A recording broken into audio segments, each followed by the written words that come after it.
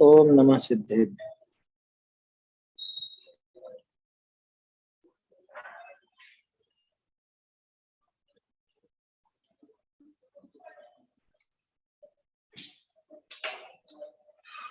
कारुणमुक्तारम् जिनवरवसहस्रवर्धमानस्य दंशनमग्गमवोत्थानि जहासम्पमासेन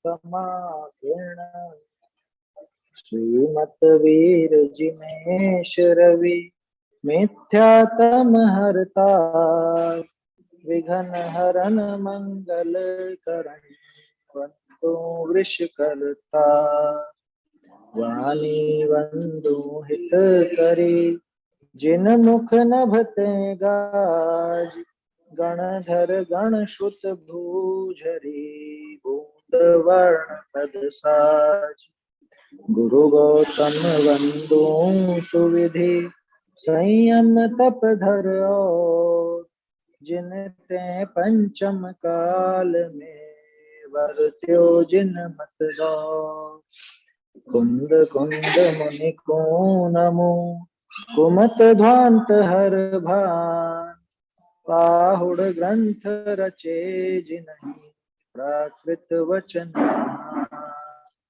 प्राकृत वचन महा।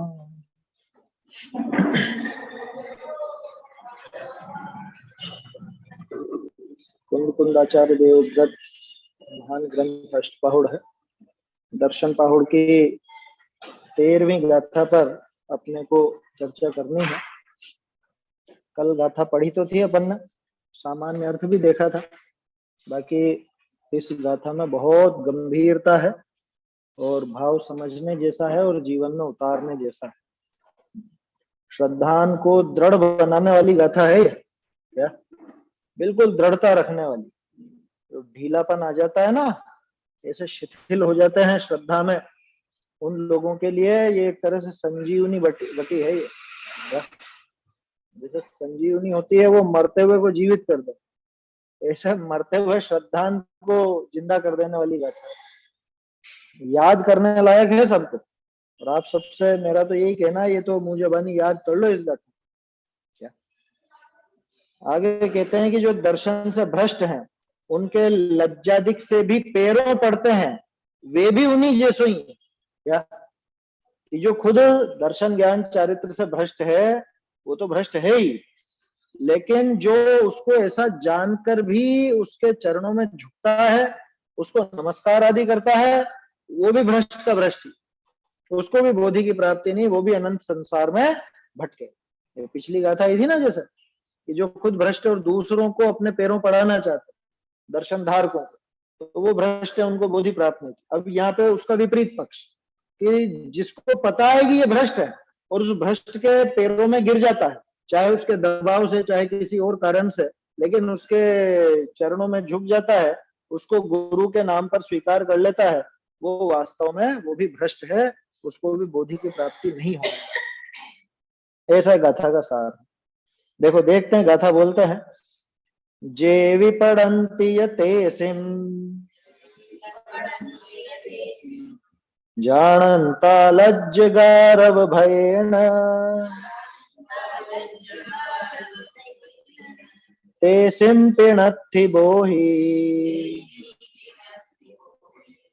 पावम् अणुमोयमाणाणम्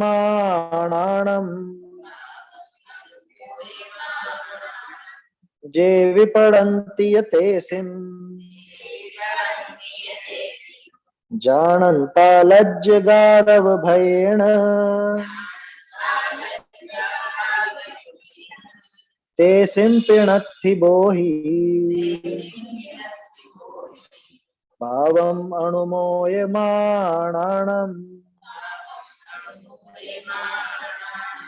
जो लाज गारव और भयवश पूजते दृग भ्रष्ट को कि पाप की अनुमोदना ना बोधि उनको प्राप्त हो। गाथा के शब्दों को अपन ने कल देख लिया था। इसमें एक विशिष्ट शब्द है गारव। या ये गारव शब्द का अर्थ मैंने ढूंढने की कोशिश की अलग से डिक्शनरी वगैरह में, तो संस्कृत की डिक्शनरी में भी मुझको वो गारव शब्द नहीं मिला, विशिष्ट शब्द है गारव, उसी से अपना बना गर्राना। क्या तृप्त हो गया, संतुष्ट होकर के बैठ गया, उसका गर्व आया समझ में।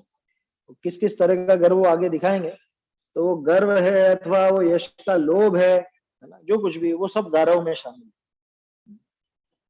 तृप्ति का एक जो भाव आ जाता है, संतुष्ट होकर बैठ जाता है ना, मतलब जब जीव के सब साता साता चल रही है तो वो ज्यादा दिमाग नहीं लगाता, यार अपने को क्या करना, सब बढ़िया तो है, ठीक है चलने दो, ऐसा। वो भी गारव की श्रेणी में आता है, उसे भी गारव कहा जाता है ना। गारव में गौरव भी है, गौरव माने गर्व, और यश का लोभ भी है, और वो गर्राने का तृप्ति का जो भाव है वो भी है।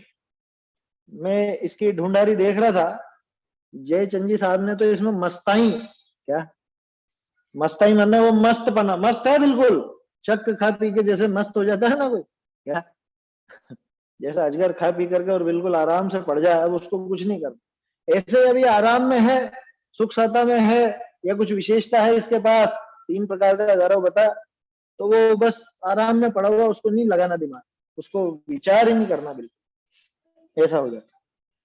बाकी शब्द सरल है, अणुमोय माणाणम। 3 गारव कौन कौन से? 3 आगे गारव आ रहा है, इसमें आ रहा, अर्थ में आएगा, रस रिद्धि और सात, ये 3 नाम है, वो देखेंगे उसका अर्थ।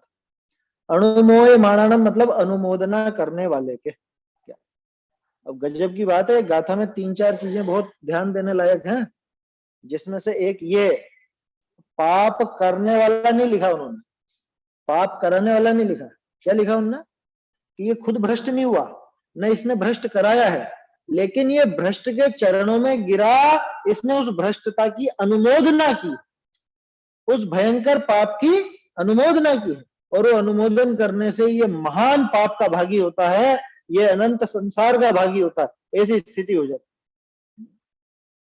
देखो और पढ़ता हूं, जो पुरुष दर्शन सहित हैं वे भी, जो दर्शन भ्रष्ट हैं उन्हें मिथ्या दृष्टि जानते हुए भी उनके पैरों पड़ते हैं, उनकी लज्जा भय गारव से विनय आदि करते हैं, उनके भी बोधि अर्थात दर्शन ज्ञान चारित्र की प्राप्ति नहीं है, क्योंकि वे भी मिथ्यात्व जो कि पाप है उसका अनुमोदन करते हैं। करना कराना अनुमोदन करना समान है। क्या कहा है यहाँ, जो पुरुष दर्शन सहित है, कल आखिर में ये प्रश्न खड़ा हो गया था कि दर्शन सहित है माने सम्यक दृष्टि है, ऐसा कि नहीं, जिसको वो दर्शन का पता, जैन दर्शन किसे कहते हैं देखा था ना अपन, तो जैन दर्शन जिसको प्राप्त हुआ है, जिसको सच्चा स्वरूप मालूम है, ज्ञान में तो मालूम है, पढ़ रखा है, सुन रखा है, इतनी समझ है, माने समझ नहीं हो ऐसी बात नहीं, पूरी समझ है कि देव कैसे होते हैं, गुरु कैसे होते हैं, गुरु का क्या स्वरूप है, और ये जो सामने वाला व्यक्ति है इसने गुरु के स्वरूप को मतलब गुरु कह रहा है खुद को, और गुरु का स्वरूप इसने बराबर पालन किया या नहीं किया, ये सब जिसको पता है, ये सब पता होने पर भी क्या कर रहा है वो, कि जो दर्शन भ्रष्ट हैं उन्हें मिथ्या दृष्टि जानते हुए भी, बोलो इसमें तो समझ थी ना, ये तो अकल का पिटारा था ना, तो फिर इसको ये सब मालूम होने के बाद भी, और मिथ्या दृष्टि वंदनीय नहीं है, ये भ्रष्ट व्यक्ति वंदनीय नहीं है, ये सब मालूम होने के बाद भी अगर वो उसके पैरों में पड़ता है, इसका क्या मतलब, इसका क्या अर्थ है, ये मिथ्यात्व का ही अनुमोदन कर रहा है वास्तव, इसको मिथ्यात्व पसंद है। अरे सीधा सा है, मुझे डायबिटीज है और डॉक्टर ने शक्कर खाने की मना की, और मुझे पता है कि मैं शक्कर खाऊंगा तो मेरी हालत बिगड़ने वाली है, ये पता होने के बाद भी अगर मैं शक्कर खाता हूं तो बचूंगा क्या? फिर तो नाश होना, वो की वो स्थिति यहाँ। कहाँ है सम्यक दर्शन? हाँ, दर्शन सहित का अर्थ बताया तो है अभी, जिन दर्शन जिसको मिला है ना, जिसको 7 तत्व की समझ है, जिसको ये पता है कि गुरु कैसे होते हैं, ये दर्शन, दर्शन सहित का अर्थ सम्यक दृष्टि नहीं, क्योंकि सम्यक दृष्टि नहीं करेगा कभी ऐसा काम। और हाँ, पहले सम्यक दर्शन हुआ हो और बाद में धीरे धीरे शिथिलता आ जाए, और वो ऐसा कर ले तो वो भी गया, वो सम्यक भी छूट जाएगा। समझ में आ रही बात? सम्यक दर्शन के रहते हुए तो ऐसा काम होगा ही नहीं, वहां शिथिलता आएगी, सम्यक दर्शन छूट जाएगा, तभी जाकर के ये काम। तो सीधे सीधे यही कहने में आएगा, इस काम के चक्कर में खुद के सम्यक दर्शन से भी गया। क्या कहा? जो दर्शन भ्रष्ट है उन्हें मिथ्या दृष्टि जानते हुए कि कहाँ इनके जैन दर्शन, कहाँ इनके पास, इनके पास सम्यक तो कहाँ है, रत्नत्रय कहाँ है, उससे भ्रष्ट होता हुआ जानकर भी उनके पैरों पड़ते हैं। पैरों पड़ते हैं का अर्थ, कोई पैरों पड़ने का अर्थ यूं नहीं कि पैरों में पड़ा हुआ हो, पैरों पड़ते हैं का मतलब कि उनको पूज्य मानता है, गुरु मानता है, गुरु के रूप में स्वीकार करता है, नमस्कार आदि करता है, वंदना करता है, वो सब पैरों पड़ने का अर्थ। उनकी लज्जा भय गारव से विनय आदि करते हैं। इसका खुलासा नीचे आ रहा है, इसलिए भी अपन लज्जा गारव और भय पर बात नहीं कर रहे हैं।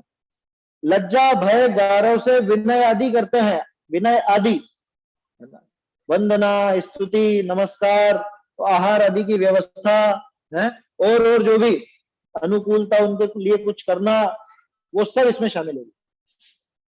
उनके भी माने वो दर्शन का, वो इस तरह का विनय आदि करने वाले के भी बोधि अर्थात दर्शन ज्ञान चारित्र की प्राप्ति नहीं।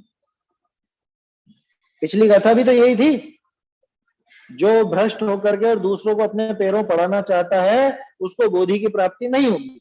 और ये कथा भी ऐसी है कि इसको भी बोधि की प्राप्ति नहीं होगी, जो उसके पैरों में पड़ेगा, उस भ्रष्ट के पैरों में पड़ेगा, उसे भी बोधि की प्राप्ति। समझ में आ रही है बात? चाहे वो खुद को जैनों का गुरु कहता हो, खुद को दिगंबर मुनि कहता हो, लेकिन अगर वो भ्रष्ट है उसके तो प्राप्ति है ही नहीं, और ये उसको भ्रष्ट जान करके भी पूजता है, वंदता है, तो इसको भी बोधि प्राप्त होने वाली नहीं। क्यों? क्योंकि वे भी मिथ्यात्व जो कि पाप है, मिथ्यात्व जो कि पाप है नहीं, मिथ्यात्व जो कि सब पापों का बाप है, सबसे बड़ा पाप है। क्या? कोई सा भी पाप जीव को 70 कोड़ा कोड़ी सागर तक भटकाने की सामर्थ्य नहीं रखता, कैसा भी पाप। और ये जो मिथ्यात्व है ना, ये जीव को 70 कोड़ा कोड़ी सागर तक भटकाने की सामर्थ्य रखता। समझ में आ रही है बात?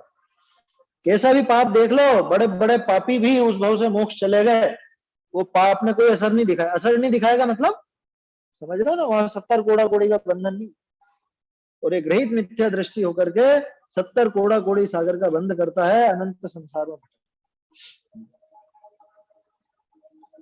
क्योंकि वे भी मिथ्यात्व जो कि पाप है उसका अनुमोदन करते हैं। कि साहब हमने कहा अनुमोदन किया? अरे तुमने जो नमस्कार किया वो अनुमोदन ही है, तुमने जो उनको पूजा, उनकी वंदना की, उनको गुरु के नाम पर स्थान दिया, समझ में ही बात? गुरु के योग्य जो क्रियाएं हैं वो क्रियाएं तुमने उनके साथ की, माने स्पष्ट समझना कि वो पाप की अनुमोदना। अरे सीधी सी बात है, मान लो मैं बहुत पापी हूं, मैं बहुत व्यसनी हूं, ठीक है? अब आप अगर मेरी सब व्यवस्था करते हो और आप मुझे सपोर्ट करते हो, इसका क्या मतलब? कि आपकी नजर में कोई दिक्कत नहीं है, चलने दो, यही अर्थ निकला ना। आप मेरी सारी व्यवस्था अगर करते हो उसके बाद भी, तो इसका मतलब आपको स्वीकार है वो। जैसे एक बच्चा बिगड़ता है ना, वो बच्चा क्यों बिगड़ता है? कि उसके माँ बाप उस पर उचित एक्शन नहीं लेते, कह रहे बच्चा है करने दो करने दो। वो बचपन में छोटी मोटी शरारतें, बाद में बड़े होकर के वो बदमाशी हो जाती। समझ में ही बात? वो गुंडागर्दी करने लगता। क्यों? कि इसको अनुमोदना मिलती रही, शुरू से मिलती रही। तो चोर का किस्सा तो सबको ही ध्यान है, बचपन में सबने पढ़ी होगी वो कहानी। क्या? अपनी माँ से मिलता है और फिर उसका कान काट लेता है। क्यों?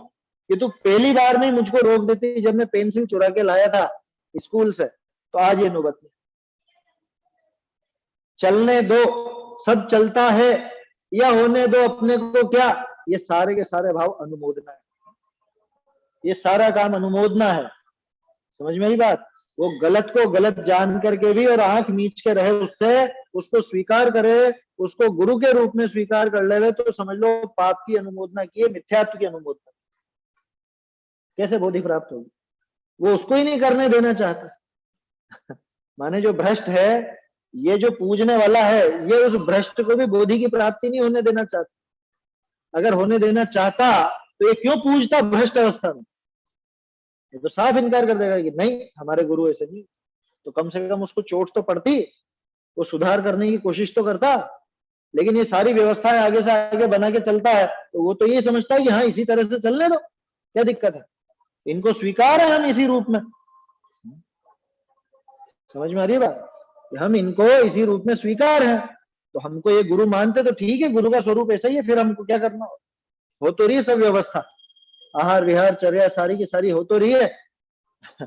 जब भक्त हैं और मेरे सब भोजन आदि की व्यवस्था भी है, जयकारा लगाने वाले भी सब मौजूद हैं, तो अब मुझको आगे क्या करना है? सम्यक दर्शन वगैरह लेकर के मुझे सम्यक दर्शन, सम्यक ज्ञान, सम्यक चारित्र की क्या पड़ी, 28 मूल गुणों की क्या पड़ी फिर? क्यों? उसको इतना बल किससे मिला? उसको इतना बल मिला उन पूजने वालों से। ये भी साल भर पहले यहाँ किस्सा हुआ था ना अपना, निवाई का था, देवली का, कहाँ का था? सवाई माधोपुर का। अब वहां पे वो लोग एक पक्ष तो ऐसा हो गया था कि नहीं नहीं कुछ भी करा हो, हम तो इनको नहीं जाने देंगे जेल में। वो जो दुष्कर्म का केस बन गया था वहां के आगे से 2 जगह के कुछ झगड़े हुए थे, ये ध्यान है मुझे तो, देवली का। तो देवली वाले आगे कि नहीं नहीं हमारे यहाँ के तो हम तो पूरा साथ देंगे। अब बोलो जब साथ देने वाले तैयार है दुष्कर्म करने के बावजूद, तो उसको और बल मिलेगा कि उसकी हिम्मत टूटेगी? क्या होगा? वो तो कहेगा ठीक है, कहाँ ले गए? हाँ, नहीं पहनाने दिया ना कि नहीं नहीं हम तो ऐसे ही ठीक है। और बहुत अखबार में आई थी खूब, वो जैन दर्शन की थू हुई एक तरह से। समझ में आई बात? वो जैन धर्म पर कलंक लगा, और कलंक किसने लगाया? कि उस भ्रष्ट आचरण करने वाले ने तो लगाया ही लगाया, लेकिन उसको भ्रष्ट आचरण करने के बावजूद जिसने स्वीकार किया गुरु के रूप में, उसने जैन धर्म पर कलंक लगाया। वो महापापी है, वो महापापी का साथ देने वाला भी महापापी, उसको उस रूप में गुरु के रूप में पूजने वाला भी महापापी। ये पक्का मान के चलना। कुंद कुंदाचार्य देव कह रहे हैं, मैं नहीं कह रहा हूं। ऐसे ऐसे खोटे काम हो जाते हैं। हाँ भाई, कायदा तो यह है कि सब जगह सूचना हो जानी चाहिए थी फिर, इनको कोई भी स्वीकार मत करना, ऐसा ऐसा कांड करके आए हैं।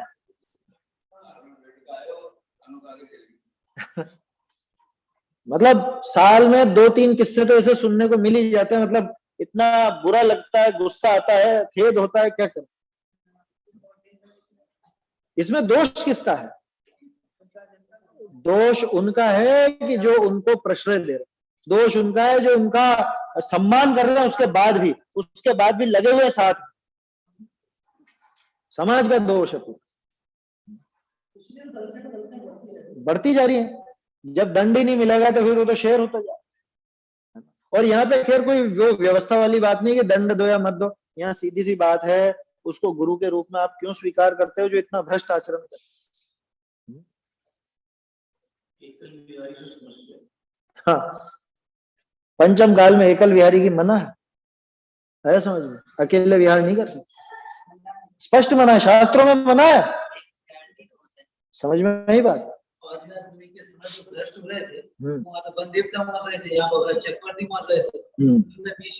क्या करें, तो सही मार्ग मिला तो कहीं तो उसमें से मोक्ष ले गए थे।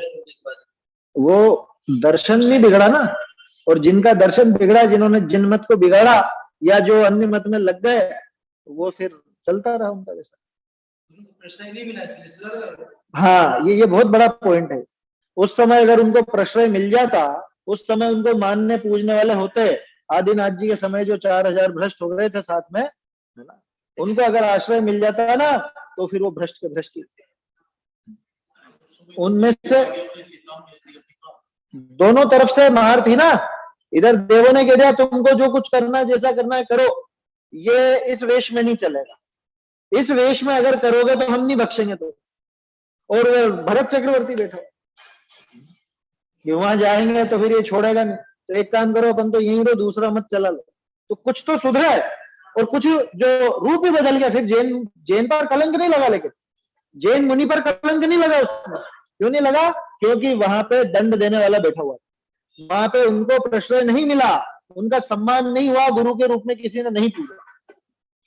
तो जो कुछ तो सुधर गए बाद में और कुछ जो अन्यमति हो गए, तो अन्यमति हो जाओ, फिर कोई दिक्कत नहीं। ऐसे यहां समझना कि जो इतना विपरीत आचरण करे उसके लिए सीधा सा दिशा निर्देश है कुंद आचार्य द्वारा।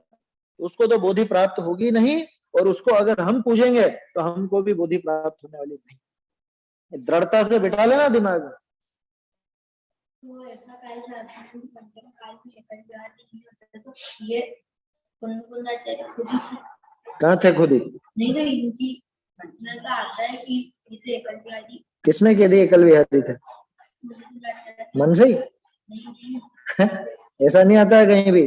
दीक्षा ली थी, संघ था पूरा, आचार्य थे, तो एकल विहारी कैसे होंगे? हैं? इतना बड़ा संघ साथ में लेकर के चल रहे थे, तो वो कैसे होंगे एकल विहारी? देखो, तो क्या कहा कि वो मिथ्यात्व का जो पाप है उसकी अनुमोदना करी उसने, तो उसको सम्यक दर्शन या सम्यक ज्ञान, सम्यक चारित्र कैसे प्राप्त होगा? रत्नत्रय कैसे प्राप्त? जिसने उस पापी को प्रश्रय दिया, इतने, अरे पापी क्यों बोल रहे हो, ऐसे शब्दों का क्यों? अरे पापी नहीं है तो क्या है बताओ? सबसे ऊंचे पद को बिल्कुल गिरा दिया, सबसे ऊंचे पद की गरिमा गिरा दी, उसको पापी नहीं कहोगे तो क्या कहोगे? हैं? कह रहे तुमको नहीं पूजना हो मत पूजो, लेकिन ऐसे तो मत बोलो। हम नहीं बोल रहे हैं कुछ भी, ये यहाँ पे बोल रहे कुंदकुंदाचार्य। समझ में आ रही बात? हम में कहाँ दम है? किसी में दम नहीं है जो ऐसा बोल सके। ये कुंदकुंदाचार्य का ही दम है। कुंदकुंदाचार्य लिख गए, उसको अपन बांच रहे हैं, इसके अलावा कोई ताकत नहीं है जो इस तरह से बोल सके। समझ में आ रही बात? और स्पष्ट है, बिल्कुल स्पष्ट है, घबराना नहीं। पापी है, 100% पापी है भाई। गुरु का वेश धारण किया ना, 3 लोक में उत्तम कहलाते हैं गुरु। ऐसे होते हैं उत्तम? विपरीत आचरण करने वाला उत्तम कहलाएगा?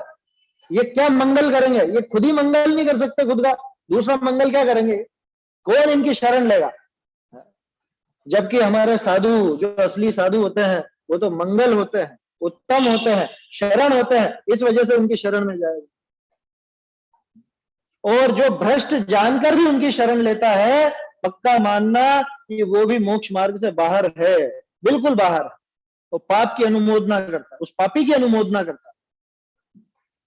इसलिए ये हंसी खेल की वृत्तियां नहीं है कि मन हुआ तब मुनि बन गए और मन हुआ जैसा आचरण कर लिया, या मन हुआ तो ठीक है पूज लिया हमने किसी को, कुछ भी नहीं चलेगा इनमें से। क्या कहा? करना, कराना, अनुमोदन करना समान कहे। ये तो कह दिया कि कृतकारित अनुमोदन समान है, बल्कि आप गंभीरता से विचार करोगे ना तो अनुमोदन का ज्यादा बड़ा दोष है। अनुमोदन का ज्यादा बड़ा दोष है।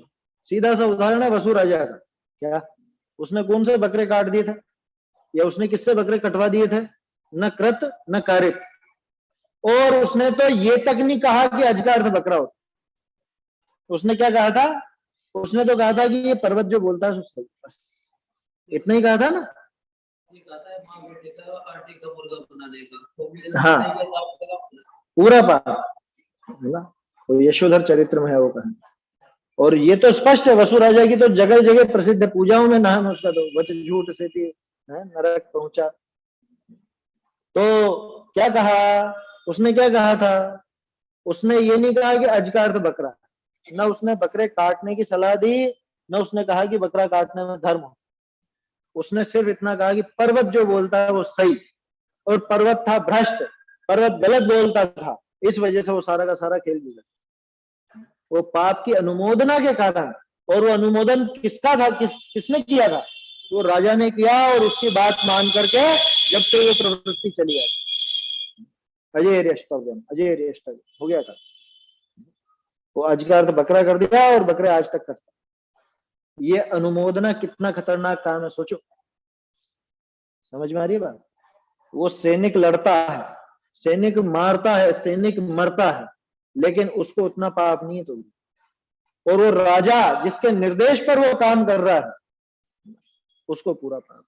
हालांकि राजा में कारित वाली बात है। और तो और वो जो देखने वाले हैं या जो उसका अनुमोदन करने वाले हैं, वो ज्यादा दोषी होती है ना। फाइट होती है ना, कौन सी WWE है, बोलो किसके दम पे चलता है? वो देखने वालों के दम पे चलता है। समझ में आ रही बात? पूरा प्रायोजित होता है और वो देखने वालों के दम पे होता है पूरा काम। हजारों वर्षों से ऐसी प्रतियोगिताएं विदेशों में खूब होती रही हैं। क्या वो दो आपस में योद्धा लड़ते हैं और यूं होता है, एक तो मर ही जाता है उनमें से। वो किसका काम है? वो देखने वालों के अनुमोदन की वजह से वो सारा का सारा काम है। समझ में आ रही है बात?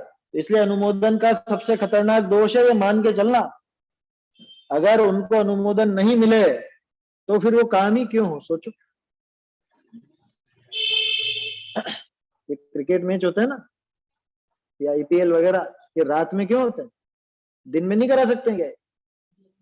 कि देखने वाले कहाँ आएंगे रात दिन में सबका ऑफिस टाइम है, शाम को सब फ्री हो जाते हैं, बस शाम को जब फ्री होते हैं उसके बाद उनके मैच चालू। क्यों? देखने वाले तभी मिलेंगे, देखने वालों से उनको पैसा मिलता। समझ में आ रही बात? तो सारा का सारा खेल अनुमोदन का है। अनुमोदन सबसे भयंकर पाप, इसलिए बहुत सावधान रहना। क्या? बिल्कुल भी श्रद्धा में ढीला नहीं होना।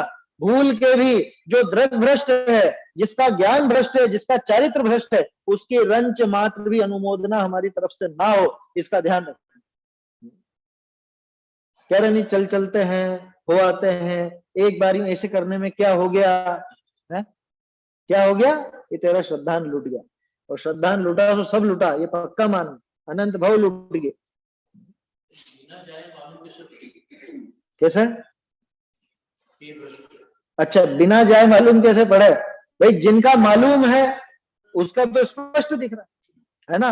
और बिना जाए वाली जो बात है वो पहले चर्चा हुई थी, ऐसी गाथा भी है कि जिनके बारे में बिल्कुल भी पता नहीं हो, बिल्कुल भी, तो परीक्षा करे, 3 दिन परीक्षा करे। 3 दिन का उल्लेख है, वो उस जमाने की बात है।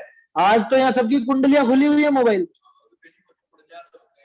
हाँ भाई, वहां पे प्रश्न वास्तव में जोरदार, बिना जाए पता कैसे चले। लेकिन आज के जमाने में तो ऐसा कोई नहीं जिसके बारे में पता नहीं।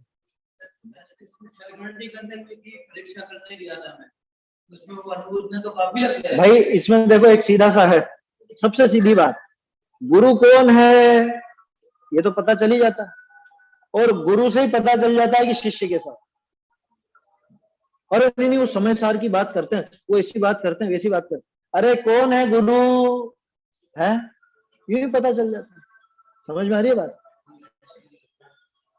प्रथम दृष्टया नमस्कार उसको कि जिसका कुछ भी मालूम नहीं हो। और सबसे पहली बात तो समितियां तो दिखी जाती हैं।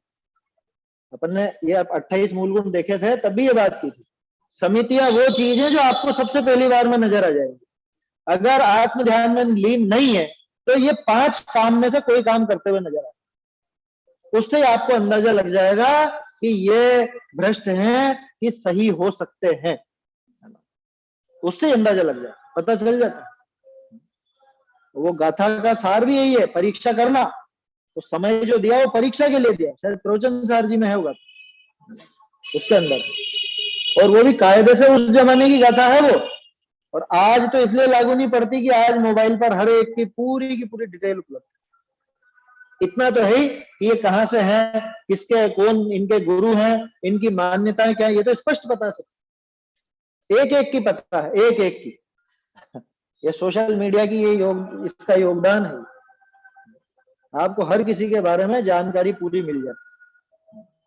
मतलब जो गुरु पद पर है, खास तौर पे जिन्होंने इतना ऊंचा पद धारण किया है, तो उनकी जानकारी तो मिल जाती, तो उससे ही पता चल जाता है।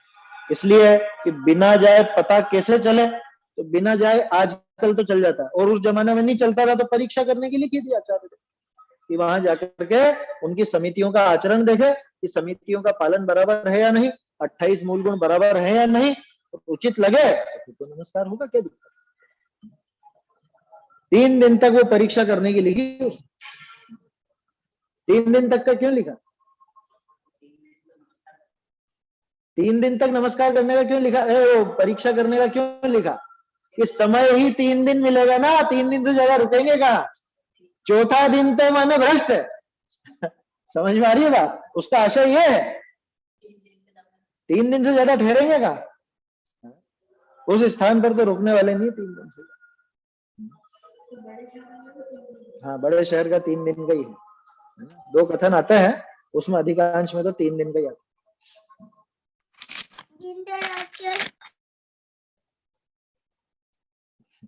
चलिए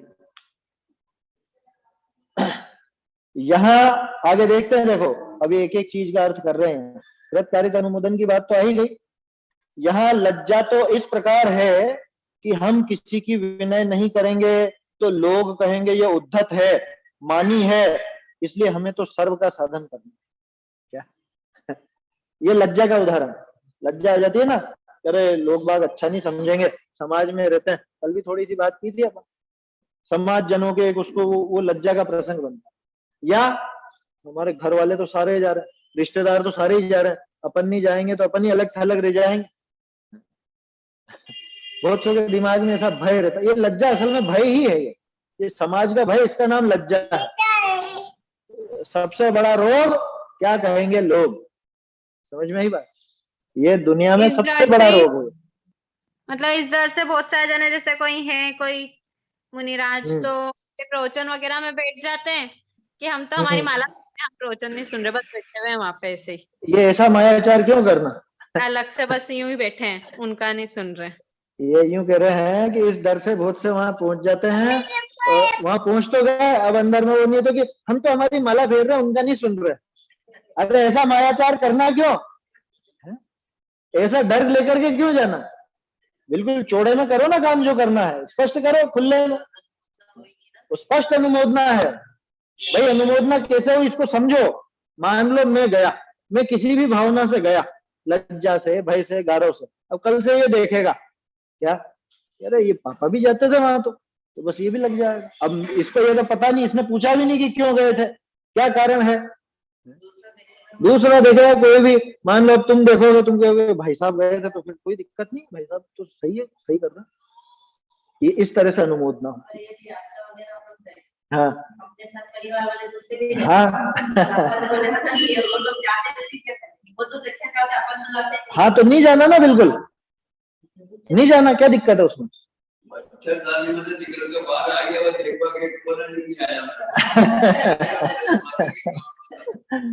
देखो ये बढ़िया पॉइंट है। ये बहुत सौ के साथ होती है घटना। आप अपने रिश्तेदारों के साथ यात्रा पर गए, आप लोगों को सुनाई दिया क्या अभी जो बोला गया, चलो बोल देता हूँ। यात्रा पर गए, क्या होता है ना, यात्रा निकालते हैं, कोई रिश्तेदार निकालता है तो अपना पूरा समुदाय को लेकर के, पूरे रिश्तेदारों को साथ में लेके जाता है।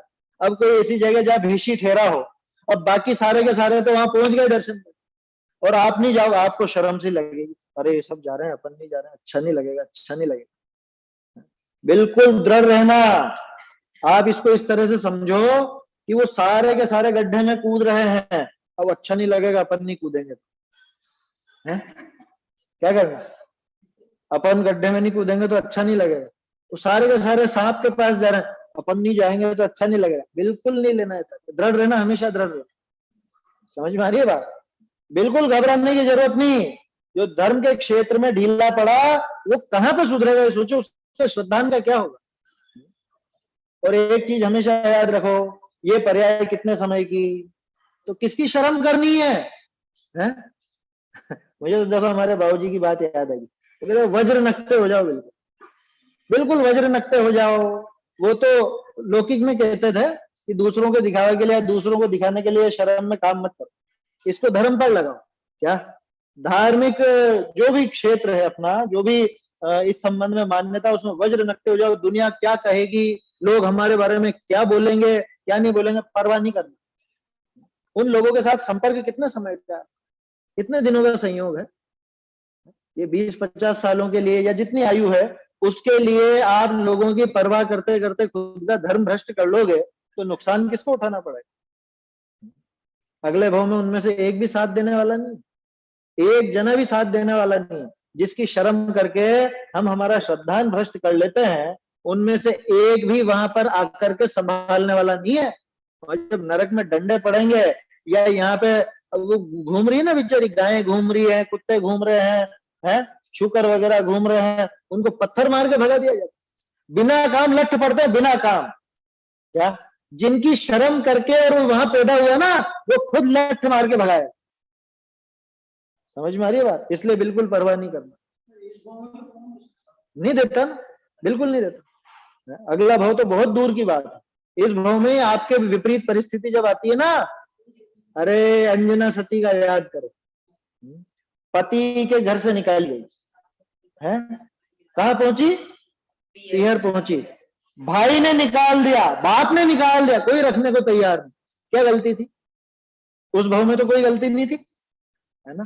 वो पिछला याद आए, पिछला कर्म वहां पे काम कर।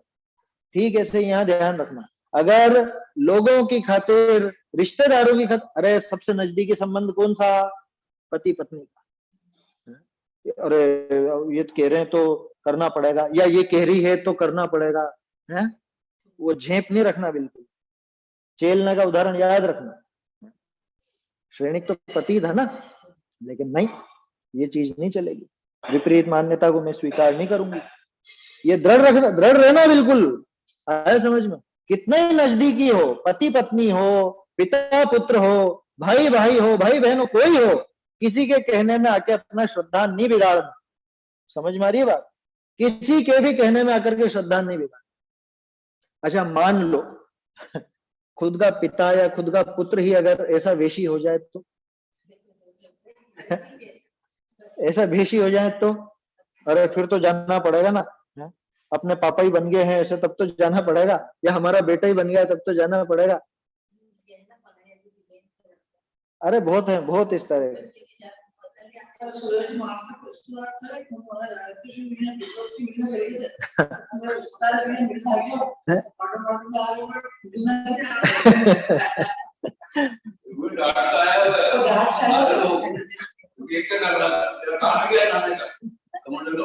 अच्छा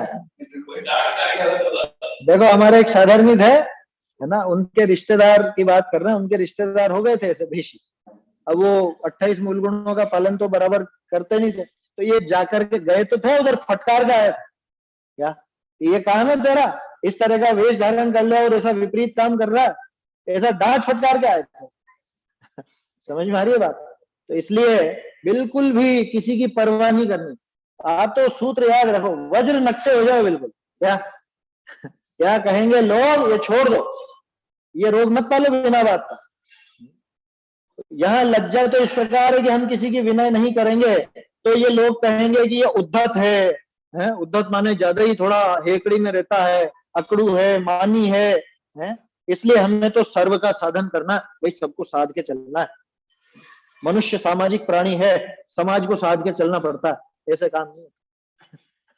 जिसको समाज में रहना है ना, वो समाज में ही, आलू समाज ही तो है, नहीं बोल दिया होगा, वहीं जब पहुंचेगा वो समाज।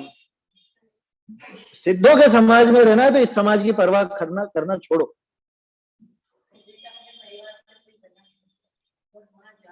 जैसे होता है कि जाना ही पड़े तो वो बीमारी लेके जाती है, जैसे बीमारी लेके जाए तो हम तो उसको नमस्कार कर लेते हाथ में लेके। ये तो वही बात होगी ना, नहीं है सही, कैसे सही है? वो तो मायाचारी है स्पष्ट। अभी जो बात आई थी ना कि वहां बैठ के हम तो माला फेर रहे हैं, हम उनका नहीं सुन रहे, ये तो वैसी बात।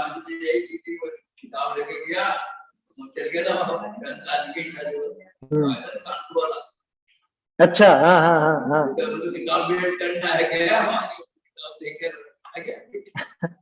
अरे क्या लेने गए, क्या करने गए वहां?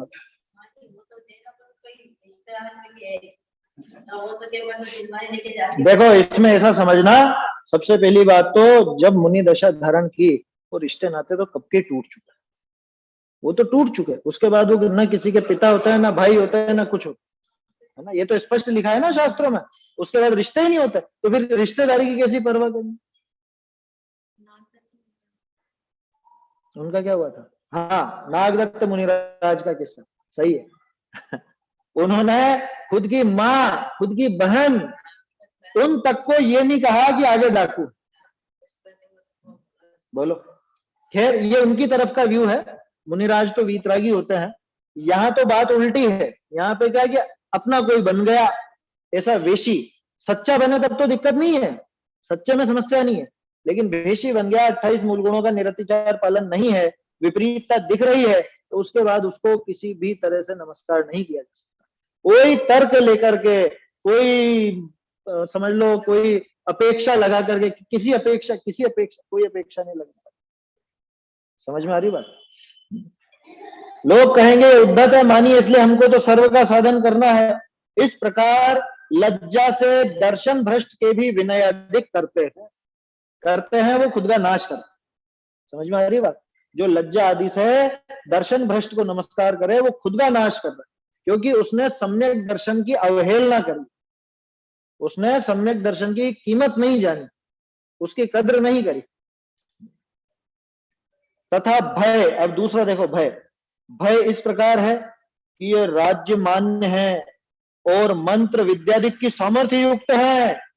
ऐसा भी रहता है बहुत सौ को डर, श्राप दे देंगे श्राप। अन्य मत में तो श्राप चलता है, अपने यहाँ श्राप नहीं चलता, लेकिन मान्यता में तो श्राप चलता है क्या? अरे वो उनसे ऐसा नहीं करना, वो उनको पता नहीं बहुत सारी रिद्धियां है, कुछ कुछ कर देंगे वो क्या? अरे कुछ कुछ कर देंगे तो ऐसा होता है क्या जैन मुनि? कुछ कुछ कर देंगे है? तेरे पाप के बिना कोई कुछ नहीं कर सकता।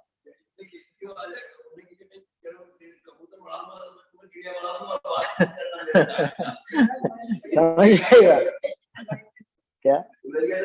हाँ, क्या कहा? भय इस प्रकार है कि ये राज्य मान्य है। पहला भय तो ये रहता, अरे इनको राज्य आश्रय है, राजा भी इनको मानता। अब राजा तो नहीं है, और ये जो मुख्यमंत्री है ना, मुख्यमंत्री इनका भगत। अभी साल भर में एक किस्सा हुआ था कि वो मुख्यमंत्री तो इनका भगत, और यहाँ एमपी में तो फिर मतलब जहां भी तो वो तो फिर गड़बड़ हो जाएगी। पंगा मत लो क्या? पंगा मत लो क्या? अपन नमस्कार करते चलो, अपने को दिक्कत नहीं आएगी है? ऐसा सोचते हैं।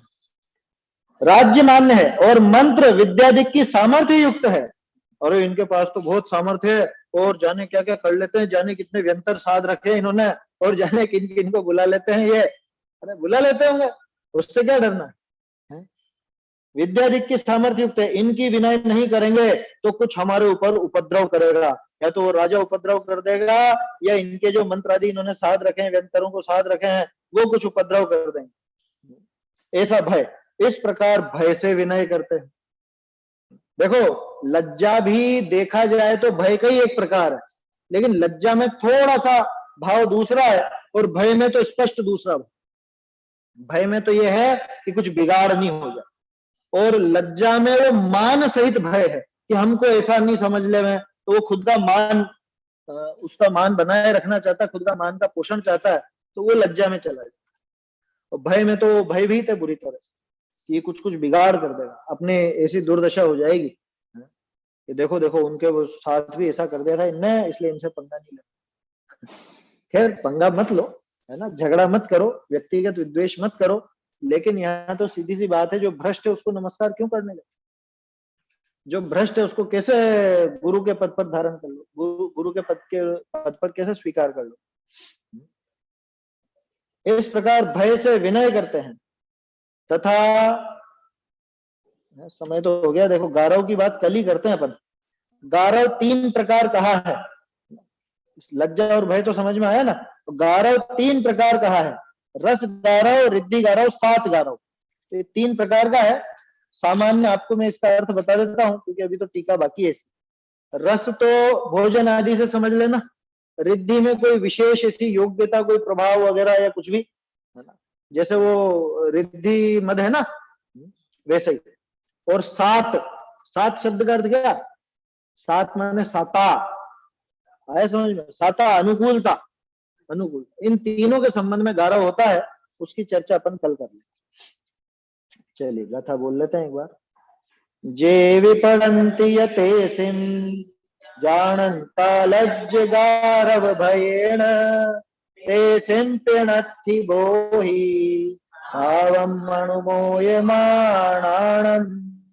जो लाज गारव और भयवश पूजते द्रज भ्रष्ट को, की पाप की अनुमोदना ना बोधि उनको प्राप्त हो। चैतन्य का एक सेकेंड, क्या कह रहा है? सुबह की क्लास चेंज हो गई है क्या? नहीं, सुबह 9 बजे है ना। नहीं, क्या सब्जेक्ट चेंज हो गया उसमें? हाँ, सुबह वो विद्यार्थियों के लिए चैतन्य की चहल पहल प्रारंभ करी है, और दोपहर में 3 बजे कर दी थी, जिन प्रतिमा यथावत स्वरूप। मतलब हम नहीं सुन पाएंगे। हाँ नहीं, वो तो कल समाप्त हो जाएगी वैसे भी। अच्छा जिन प्रतिमा यथावत स्वरूप तो कल पूरी हो जाएगी। अच्छा। चलिए 9 बजे है वो सुबह? हाँ, सुबह 9 बजे। चैतन्य का स्मरण प्रतिक्षण ही करो रे, भव के अनंत दुख को क्षण में हरो रे, अक्षय अनंत निज सौख्य निधान पाओ, गाओ अरे नित इसी के गीत गाओ।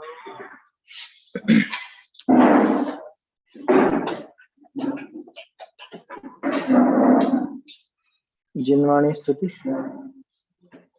धन्य धन्य है घड़ी आज की, जिन धुन श्रवण परी, तत्व प्रतीत भई अब मेरे मिथ्या दृष्टि करी।